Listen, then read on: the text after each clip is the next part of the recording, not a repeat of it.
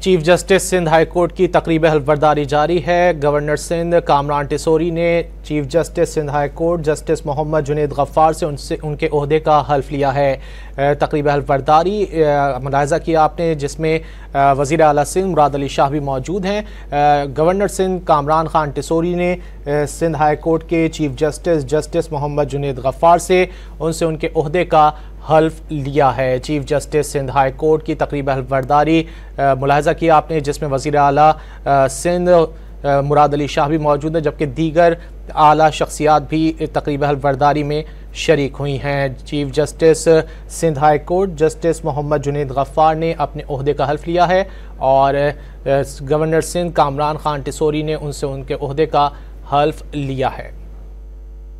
Justice Mohammad Junaid Ghaffar ने Sindh high court के chief justice की हैसियत से हल्फ उठा लिया है। गवर्नर सिंध कामरान खान टिसोरी ने चीफ जस्टिस मोहम्मद जुनैद गफ्फार से उनके ओहदे का हल्फ लिया है। Chief justice Sindh high court justice Junaid Ghaffar ने अपने ओहदे का हल्फ उठा लिया है और गवर्नर सिंध कामरान खान टिसोरी ने उनके ओहदे का हल्फ लिया है। तकरीब हल्फबरदारी में वज़ीर आला सिंध मुराद अली शाह ने भी शिरकत की है।